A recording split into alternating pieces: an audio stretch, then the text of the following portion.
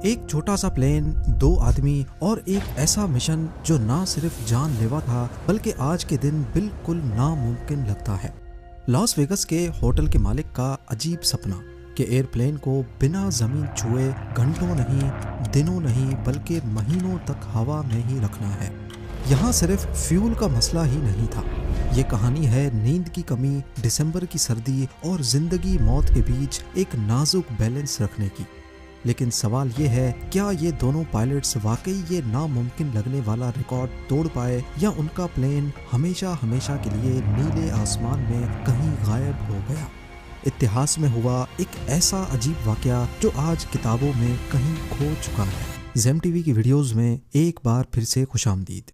नाजरीन, 1956 में वॉरेन बेले नामी शख्स ने लॉस वेगस में अपना एक होटल खोला जो शहर के दूसरे बड़े कसिनोज और होटल्स से काफ़ी अलग था, क्योंकि यहाँ सीधे साधे देहाती लोग आते थे। हसीएंडा नामी ये होटल इतना महंगा नहीं था और यही वजह थी कि आम लोग यहाँ जाना पसंद करते थे। पर क्योंकि प्रॉफिट काफ़ी कम था तो वॉरेन बेले अपने होटल की मशहूरी के लिए नए नए आइडियाज़ सोचता रहता था। एक दिन बॉब टिम नामी उसके एक आर्मी पायलट दोस्त ने उसे मशवरा दिया कि अगर कोई वर्ल्ड रिकॉर्ड तोड़ा जाए तो ये हसीएंडा की अच्छी खासी मशहूरी करवा सकता है। उसका इशारा एक ऐसे प्लेन को उड़ाने का था जो बिना जमीन को छुए दिनों नहीं बल्कि महीनों तक उड़ता रहे। ये आइडिया वॉरेन को काफी अच्छा तो लगा, पर क्या वाकई ये होटल की मशहूरी करवा सकेगा या नहीं, और सबसे बढ़कर ये मुमकिन कैसे होगा। यहाँ एक बात समझना जरूरी है कि जब हवाई जहाज इजाद हुआ तो पहले इसके फ्लाइट टाइम को सेकंड्स में रिकॉर्ड किया जाता था। पायलट्स और मैकेनिक्स के लिए यही इम्पोर्टेंट था कि एक हवाई जहाज हवा में कितनी देर तक उड़ सकता है। वक्त के साथ साथ जहाज एडवांस्ड होते गए और उनका फ्लाइट टाइम भी, और एक वक्त ऐसा आया कि बात फ्यूल टैंक पर आकर रुक गई। यानी जितना बड़ा फ्यूल टैंक होगा उतना ज्यादा फ्लाइट टाइम। 1923 में इस मसले को यूएस आर्मी ने एक प्लेन को हवा में ही दूसरे प्लेन से रीफ्यूल करके हल कर दिया। बस उसके बाद एंड्योरेंस फ्लाइट का पहला रिकॉर्ड फौरन ही तोड़ा गया। पहला वर्ल्ड रिकॉर्ड एक DH-4B प्लेन ने हवा में 9 दफा रीफ्यूल करके लगातार 37 आवर्स तक फ्लाई करके तोड़ा। उसके बाद ये वर्ल्ड रिकॉर्ड तोड़ने का एक नया सिलसिला शुरू हो गया। अमेरिका को एंड्योरेंस फ्लाइट का बुखार चढ़ चुका था और सिर्फ 1929 में ये रिकॉर्ड 5 बार तोड़ा गया। पर जिस वक्त बॉब टिम ये आइडिया वॉरेन को दे रहा था, उस वक्त तक इस वर्ल्ड रिकॉर्ड का जोर काफी टूट चुका था, क्योंकि अब बात जहाज के इंजन या फ्यूल टैंक की हदों की नहीं बल्कि इंसान की जिस्मानी हदों को टेस्ट करने की थी। बॉब टिम एक ऐसा वर्ल्ड रिकॉर्ड तोड़ने की बात कर रहा था जो 1949 में दो नेवी पायलट्स ने एरोनका सेडान नामी जहाज 46 दिनों तक हवा में रख कर बनाया था, और उनका जो मकसद था वो मीडिया में काफी हाईलाइट भी हुआ। हसीएंडा के मालिक वॉरेन बेले को ये आइडिया अपने होटल को प्रमोट करने के लिए काफी अच्छा लगा और उसने बॉब टिम से ही रिक्वेस्ट की कि वही इस मिशन को पूरा करे, क्योंकि आखिरकार बॉब टिम एक जाना माना वर्ल्ड वॉर 2 का पायलट रह चुका था। टिम सबसे पहले मैकैरन फील्ड एयरपोर्ट गया, वहां से एक सेसना 172 जहाज खरीदा और एक मैकेनिक भी हायर किया ताकि प्लेन को एंड्योरेंस फ्लाइट के लिए मॉडिफाई किया जा सके। सबसे पहले उन्होंने को पायलट की सीट हटा दी, क्योंकि अगर टिम को 1 महीने से ज्यादा हवा में रहना था तो उसको जरूर एक को पायलट भी चाहिए होगा, और ये दोनों पायलट्स शिफ्ट्स में प्लेन उड़ाएंगे। एक पायलट कंट्रोल्स संभालेगा तो दूसरा को पायलट की जगह पर रखे फॉर्म पैड पर सोएगा। उन्होंने पीछे वाली रो की बेंच भी हटा दी, जिसकी जगह सिर्फ एक 8 स्क्वायर फीट का स्टोरेज बनाया गया जिसमें जरूरी सामान रखा जा सके, और केबिन के एक कोने में एक छोटा सा सिंक भी फिट किया गया ताकि कभी कभी 4 फुट ऊंचे केबिन में किसी तरह एक स्पंज बाथ भी लिया जा सके। उसके बाद उन्होंने एक 95 गैलन का बेली टैंक भी इंस्टॉल किया ताकि प्लेन के विंग्स के अलावा एक एक्स्ट्रा फ्यूल टैंक भी हो। इस बेली टैंक में फ्लाइट के दौरान फ्यूल भरने के लिए एक इलेक्ट्रिक विंच भी इंस्टॉल की गई जो फ्यूल पाइप को ऊपर खींच पाएगी। उन्होंने को पायलट का दरवाजा हटाकर उसकी जगह एक फोल्डिंग दरवाजा लगाया जो बेली टैंक के फ्यूल पोर्ट तक पहुंचने का आसान रास्ता देगा। आज के दौर में उड़ते हुए प्लेन से लटकना सिर्फ मूवीज में देखा जा सकता है, लेकिन उस दौर में ये आम सी बात थी। यहाँ तक के 1950s तक एरियल स्टंटमैन ने बहुत से ऐसे सीन किए जिसमें दौरान परवाज एक प्लेन से दूसरे में जाना होता था। रिफ्यूलिंग को कम से कम खतरनाक बनाने के लिए को पायलट के दरवाजे के बाहर एक फोल्ड होने वाला छोटा सा प्लेटफॉर्म भी बनाया गया ताकि उसके ऊपर खड़े होकर पाइप को बेली टैंक के पोर्ट से कनेक्ट किया जा सके। और ये प्लेटफॉर्म प्लेन में वाहिद ऐसी जगह थी जहां सीधा खड़ा हुआ जा सकता था, वरना सेसना 172 के अंदर सिर्फ बैठने या लेटने की जगह हो सकती थी। उन्होंने प्लेन के इंजन में भी काफी चेंजेस की और प्लेन के बाहर बड़ा बड़ा हैसिएंडा लिख दिया, जो कि इस पूरे मिशन का सबसे अहम मकसद था। अब बारी थी टेस्ट फ्लाइट्स करने की। 1958 की गर्मियों में टेस्ट फ्लाइट्स का आगाज हुआ, पर मसले एक के बाद एक जन्म लेने लगे। टिम ने पहले जो को पायलट हायर किया था उन दोनों की आपस में बनती नहीं थी। टेस्ट फ्लाइट्स के दौरान अक्सर दोनों किसी न किसी बात पर एक दूसरे से इख्तलाफ करते रहते थे।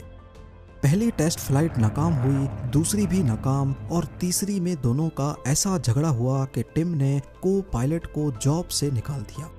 मसला प्लेन के इंजन में मौजूद एग्जॉस्ट वाल्व में था जो कि बार बार गर्म हो रहा था। उन्होंने 3 बार मिशन को लॉन्च किया था पर बुरी तरह से नाकाम रहे। ऊपर से जिस वक्त वो नया वर्ल्ड रिकॉर्ड बनाने के लिए अपनी नाकाम टेस्ट फ्लाइट्स कर रहे थे, उसी वक्त डैलस के ऊपर जिम हीथ और बिल बुरकाट नामी पायलट्स इसी सेम सेसना 172 जहाज पर 50 दिन हवा में रहकर एक नया वर्ल्ड रिकॉर्ड बनाने में कामयाब हो चुके थे। टिम ने दिसंबर तक जहाज के तमाम मसले हल किए और आखिरकार 4 दिसंबर 1958 को हैसिएंडा अपनी चौथी अटेम्प्ट के लिए मैककैरन फील्ड से टेक ऑफ कर गया। उस वक्त इंटरनेशनल फेडरेशन ऑफ ऑटोमोबाइल यानी FAI के ऑफिशियल्स भी वहां मौजूद थे जो मिशन पर नजर रख रहे थे। फ्रॉड के इल्जामात से बचने के लिए टिम और उसका नया को pilot John Cook take off करके वापस रनवे पर आए ताकि एक चेज कार प्लेन के टायर्स पर एक स्पेशल वाइट पेंट कर सके। अगर तो उन्होंने कहीं चुपके से लैंड करने की कोशिश की तो ये वाइट पेंट उतर जाएगा और वर्ल्ड रिकॉर्ड काउंट नहीं होगा।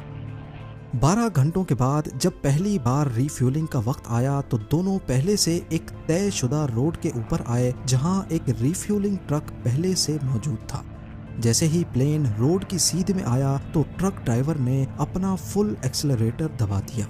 इस वक्त प्लेन को अपनी कम से कम स्पीड पे फ्लाई करना था जो कि 100 किलोमीटर पर आवर थी, क्योंकि ट्रक इससे ज्यादा तेज नहीं चल सकता था। जब हैसिएंडा ट्रक से सिर्फ 20 फुट ऊपर आ गया और दोनों आपस में अलाइन हो गए तो को पायलट ने विंच निकालकर नीचे फेंक दी। ट्रक में मौजूद वर्कर्स ने इस विंच पर पाइप लगाया और फिर विंच को ऊपर खींच लिया गया। ये पाइप बेली टैंक के पोर्ट से कनेक्ट किया गया और फिर ट्रक को इशारा दिया कि वो फ्यूल पंप को ऑन करे। अगले 3 मिनटों तक हैसिएंडा और ट्रक बिल्कुल साथ साथ थे। इस दौरान अगर छोटी सी भी कोई गलती हुई या दोनों में से किसी की भी स्पीड कम या ज्यादा हुई तो इसका अंजाम सिर्फ मौत था। जब बेली टैंक भर गया तो को पायलट ने पाइप निकालकर वापस नीचे फेंका और अगले 12 घंटों के लिए दोबारा आसमान में उड़ गए। अगर इनको 50 दिनों का वर्ल्ड रिकॉर्ड तोड़ना था तो यही प्रोसेस कम से कम 100 बार रिपीट करना होगा। टिम और कुक कुछ दिनों तक लॉस वेगस के ऊपर ही फ्लाई करते रहे ताकि अगर जहाज में कोई मसला हो तो लैंडिंग स्ट्रिप करीब ही हो। लेकिन जब सब ठीक लगने लगा तो उन्होंने कैलिफोर्निया के वीरान मैदानों के ऊपर भी काफी वक्त गुजारना शुरू किया। ज्यादा ऊंचाई पर फ्यूल एफिशिएंसी बेहतर हो जाती है मगर टेम्परेचर भी फ्रीजिंग हो जाता है और हैसिएंडा के दरवाजों में मॉडिफिकेशन की वजह से इसकी इंसुलेशन अब अच्छी नहीं थी। तो ठंड से बचने के लिए उन्होंने जमीन के करीब ही फ्लाई करने का इरादा किया। कम ऊंचाई पर नज़ारे तो अच्छे होते हैं पर रात के वक्त पहाड़ और बादल जानलेवा भी साबित हो सकते हैं। दोनों पायलट्स की साथ रहकर अब अच्छी दोस्ती हो चुकी थी। दोनों फारिग टाइम में बुक्स पढ़ते, एक्सरसाइज करते और गपशप में वक्त गुजारते थे। दिन में 2 मरतबा रिफ्यूलिंग का फ़ायदा उठाकर सिर्फ फ्यूल ही नहीं बल्कि ज़रूरत की दूसरी चीज़ें भी ऊपर खींच लेते थे, जैसा कि पानी के कंटेनर्स, इंजन ऑयल और हेसिएंडा के शेफ्स के हाथ का बना हुआ खाना। यहाँ आपके जहन में भी सवाल उठ रहा होगा कि जो खाना वो खाते थे वो आखिर जाता कहाँ था, यानी वो टॉयलेट कहाँ करते थे। उन्होंने प्लेन में एक फोल्डिंग कैंप टॉयलेट सीट रखी थी जिसके नीचे एक वेस्ट बैग लगा होता था। वेस्ट से भरा ये प्लास्टिक बैग असल में वो कैलिफोर्निया के वीरान मैदानों के ऊपर खाली करते थे। ये बात कभी उन्होंने खुद नहीं बताई, पर को पायलट के मरने के बाद उसकी बीवी ने बताई थी। अब टिम और कुक को हवा में 36 दिन गुजर चुके थे। उन्होंने अपनी न्यू ईयर इवनिंग भी जहाज में ही गुजारी, पर थकन और टेंशन के असरात नजर आने लगे। ये दोनों छोटे से प्लेन कैबिन में बहुत तंगी का सामना कर रहे थे। प्लेन इंजन की आवाज में उनकी नींद भी सही से नहीं हो रही थी। एक रात ऐसा हुआ कि टिम कंट्रोल्स पे बैठे बैठे ही सो गया और ये को पायलट की शिफ्ट शुरू होने के सिर्फ चंद मिनट पहले ही हुआ। हैरत अंगेज तौर पे अगले 1 घंटे तक टिम की आंख नहीं खुली और जहाज सिर्फ ऑटो पायलट के दम पर सीधा फ्लाई करता रहा। जब टिम की आंख खुली तो प्लेन एक अनजान जगह पर एक कैनियन के अंदर लो एल्टीट्यूड पर फ्लाई कर रहा था।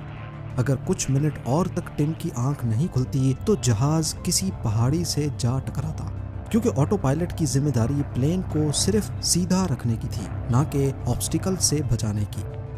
12 जनवरी को यानी डे 39 पर प्लेन में एक गंभीर मसला हो गया। प्लेन का जनरेटर फेल हो गया, यानी अब रेडियो, लाइट्स, हीटर और बेली टैंक से फ्यूल को विंग्स में पंप करने का सिस्टम काम नहीं करेगा। ग्राउंड क्रू ने एक छोटा विंड टरबाइन ऊपर भेजा, पर यह सिर्फ इतनी इलेक्ट्रिसिटी जनरेट कर सकता था कि रेडियोस चल सके। बचे हुए दिनों में फ्यूल को मैनुअली हाथ से पंप करना पड़ा। लाइट्स ना होने की वजह से रात के वक्त रीफ्यूलिंग का प्रोसेस भी बहुत मुश्किल हो गया, खास तौर पर जब नया चांद था।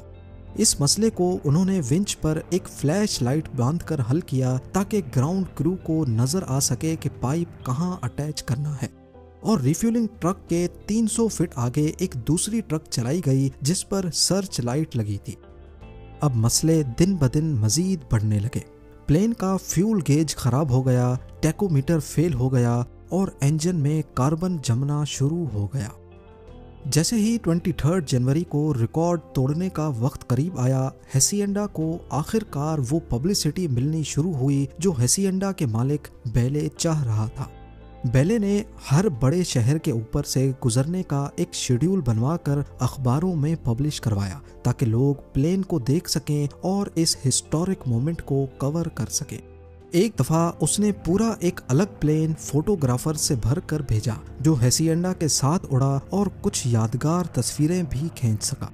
इस मोमेंट को बेहतरीन बनाने के लिए को पायलट कुक ने प्लेन से बाहर निकलकर विंड स्क्रीन साफ करने का नाटक भी किया।